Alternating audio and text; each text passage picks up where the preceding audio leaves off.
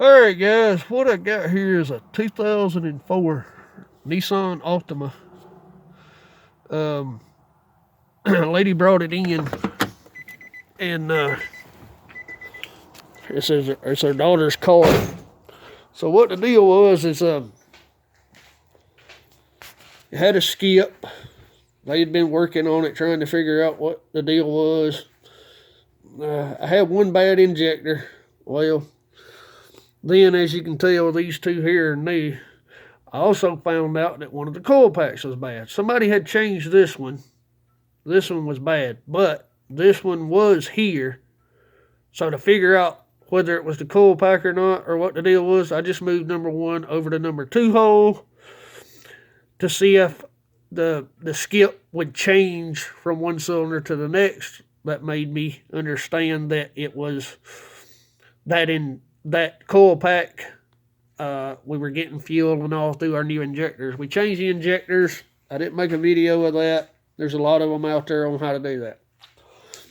Okay, well, as you can see, this thing's got a new battery in it. Somebody changed the battery in this thing, and sometimes when you change a battery in them, it loses everything as far as or jumps them off or whatever.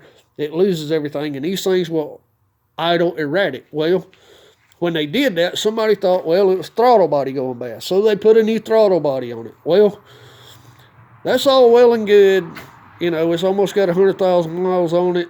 They shouldn't have had that issue. Probably didn't. They just didn't know how to go through the relearn process. And on this car, it's very hard to go through the relearning process. On the idle, it'll erratically idle something crazy if you put a new battery in it or you change the throttle body in it and don't set everything. Never spray any carburetor cleaner in those throttle blades. It's not good to do that. Wipe them out with a rag, spray you some carburetor cleaner on a rag, wipe them out with a rag or whatever. Do not spray carburetor cleaner in them things. They're real finicky about that. I know what other people said, don't do it. But what this car here has is it has a crazy little function, kind of like somebody trying to steal the car. And what happens is when you get in here and you take the key and you stick it in the switch, listen. You turn the key on and you'll hear this. You hear that noise? You can crank the car right there. Well, if you turn the car back off, till you hear that noise, if you cut that key back on, it won't start. This thing's got like a safety device on it or GPS or some kind of crazy junk. Well, what that does is that interferes with you trying to do the relearning process. And there's a bunch of videos on that out there too.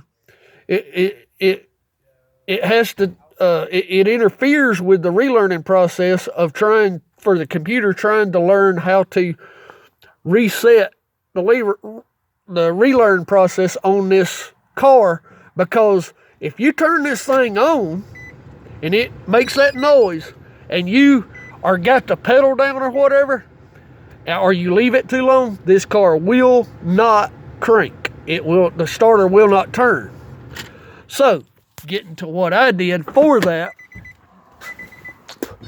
what I done was I just took a simple little wire, went down to my starter solenoid wire, hooked it into there, and then come back up here with a simple little push button. You can do it with wires, whatever. You just have to be careful. Make sure you're just doing wires. You have to put a fuse on it. But once you get this thing to where the light is flashing on the check engine light, like I show you in many other videos, I'm not going to go through that whole process. Turn the key on 2 seconds, turn the key off, all that junk. There's plenty of videos on that stuff. What I had to do was, in order to, when that check engine light stopped flashing and I heard, you hear that noise. Well, you got your foot on the accelerator. You've only got 2 seconds or 3 seconds before when that check engine light turns solid to crank this car, or it won't relearn anything. So while I'm not going to do it now, but when I had my foot on the accelerator down there and that light quit flashing, The key's on. All I did was override this, whatever this stuff is in the car. You press the button, the car cranks up. Now it actually idles instead of all that erratic idling. What I was basically showing in this video is how to bypass all that other mess that was in there of theft prevention or whatever, just to show you you can use these push button switches in order to get around all that junk that they put in here for theft prevention wise. Show you how to do it. Instead of having to have a buddy out there to start it or whatever, you can do it all by yourself.